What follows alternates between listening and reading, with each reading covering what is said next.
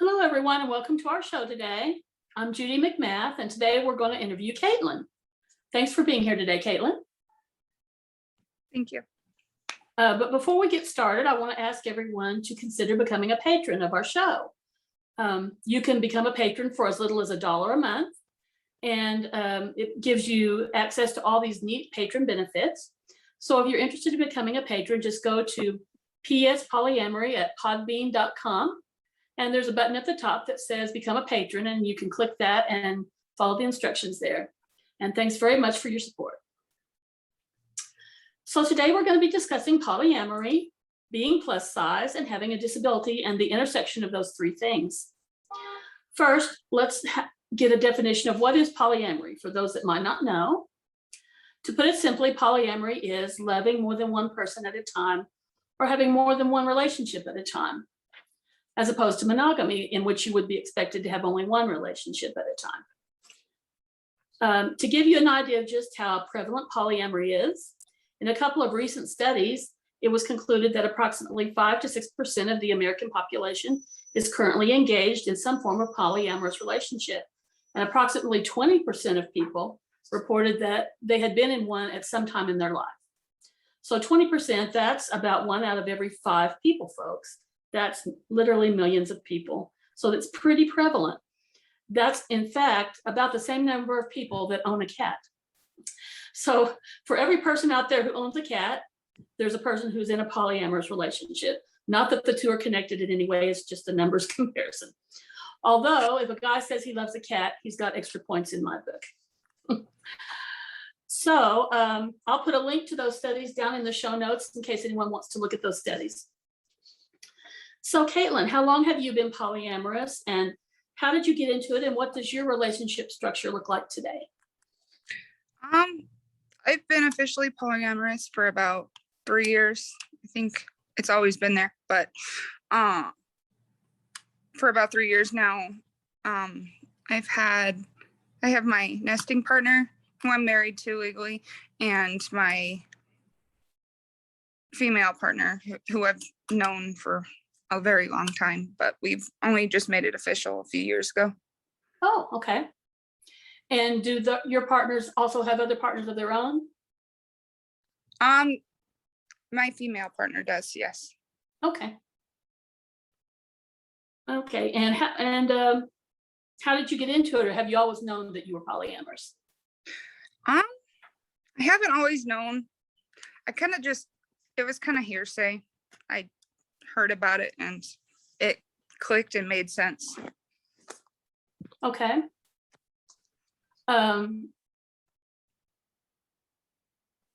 So do you mind telling us how old you are? I am 32 years old. Okay.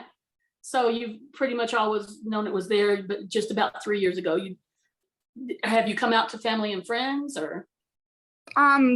Some, yes. Some, okay. All right.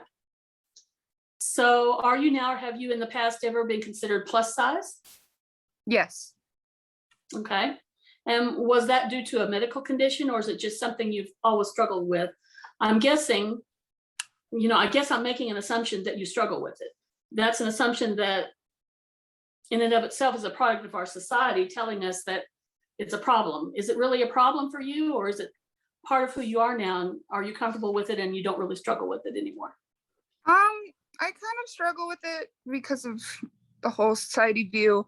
I think I might have an eating disorder, but I'm not 100% sure because it's never been fully diagnosed.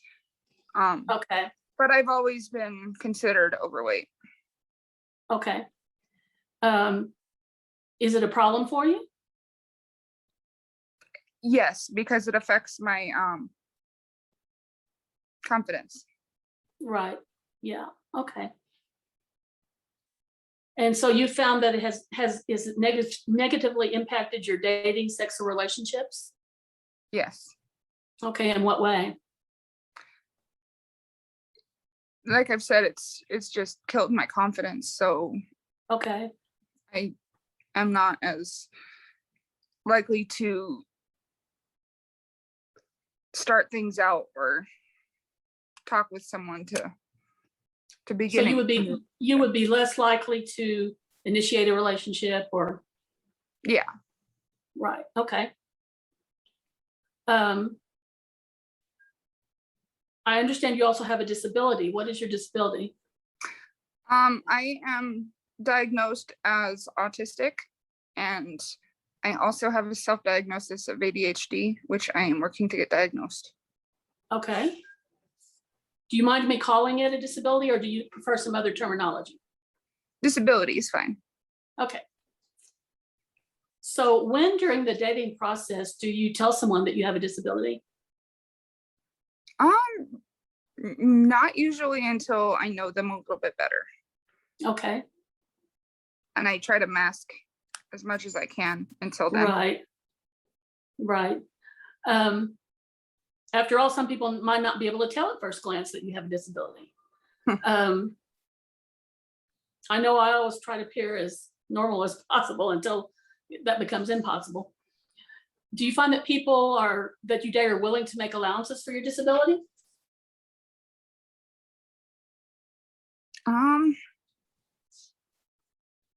I think if they're the right people, and yeah, if that makes any sense. But not everybody. Not everybody. Have you experienced that some people didn't want to make allowances for that or had a problem with it? Not really. Like I Well, said, that's it's good. hard for me to engage in Okay, starting things out in the first place. So usually if they engage with me, they're more open-minded. okay. So how would your disability manifest itself? What would people notice that, Fast talking, anxiousness, very weird social cues. Like I don't pick up on social cues or subtleness. okay.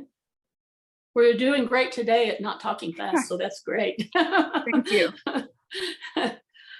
Some sensory stuff gets to me, like if there's just too much noise, even if it's not loud, I get anxious.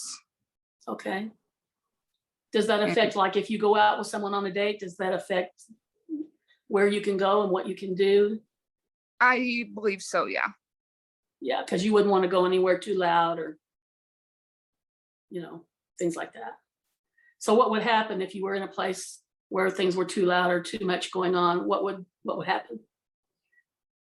Like to me, or like in general? What would you feel and what would happen? What would you have to do? I would just probably get overwhelmed and become agitated and have to leave. Okay. So. Okay. But in your daily life, you don't have much problem with it in your daily life as long as you stay away from places that are too stimulating. Correct. Or I limit that. Okay. And let me just apologize. There's all kinds of traffic going by outside my window, and so it might be loud at one point or another, but I can't do anything about that. Sorry. That's okay. Those motorcycles are loud.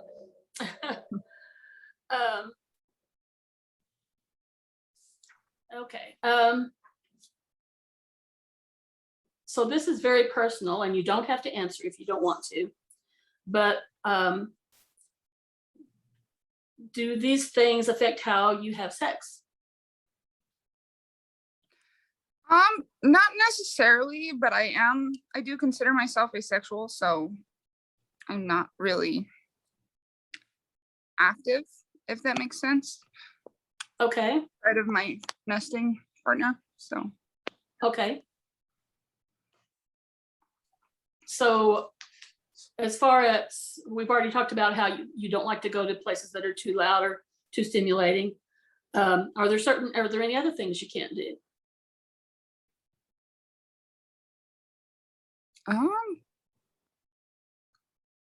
Can't really ride a bike because of the coordination stuff, but okay. All right. Is that because of your disability or just you never learned? I think it's because I have a coordination disorder and I can't do certain things. Okay, I understand. So You wouldn't want to go on a date with a bike ride. Have you ever felt that a person you were dating didn't want to be seen with you in public because of your disability?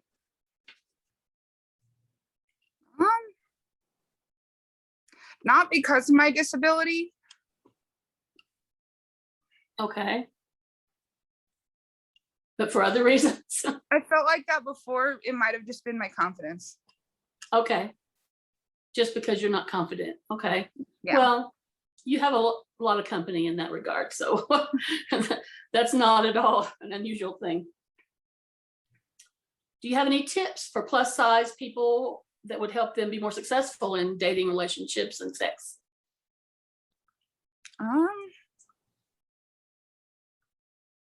My only advice is work on you, like your mental health, because that's, to me, that's more important than what you look like physically. Is Right. that you're mentally healthy. Right. Okay. And any tips for people who are disabled that would help them be more successful in their relationships? Really, it just depends on what the disability is. If you're autistic or ADHD like me, don't try to hide it, because it'll just blow up in your face later. Right. It's always best to be honest from the beginning.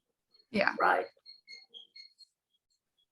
Do you feel that being part of the polyamorous community has made plus size dating harder or easier? I'm not 100% sure on that. Like, it really depends on the person that you're going or trying to engage with. Because Right. there are some people that are totally accepting, that will accept you for no matter what, and then there will always be the people that criticize you. So Right.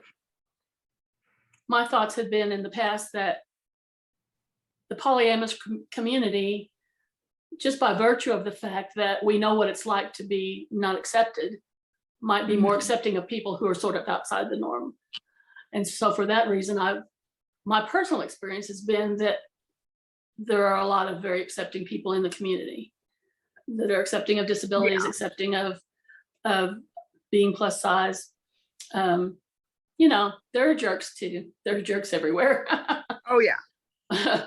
But in general, I have felt sort of like if you have some empathy and you know what it's like to be not accepted, you would be more accepting of others. So yeah. So is there anything you'd like people to know about being plus size or having a disability that you think would be helpful to the people in those communities?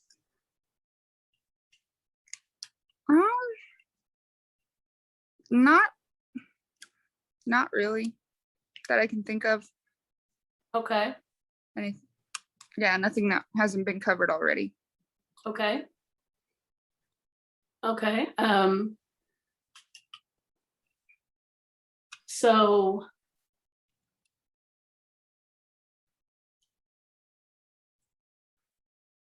are you currently, is this it for you as far as you have one nesting partner and one other girlfriend? Is that going to be it for you, or are you open to having more partners? In the future, I am open to having more partners, but right now I just started a new job, so it's it's not happening right now. Yeah, that can be stressful. Yeah. But in the future, I think I can see myself with more than 2. Okay, great. And have your family and friends that know they've been accepting, they've been positive about it? Yeah. That's my good. mom was a little shocked, but yeah. Initially. Yeah. That's not unusual either. Yeah. Okay, well, thanks so much for being with us today. Is there anything else you'd like to add before we wrap up? I don't think so. Okay, well, thanks so much, and we'll talk to you later. Okay, thank you. Thank you.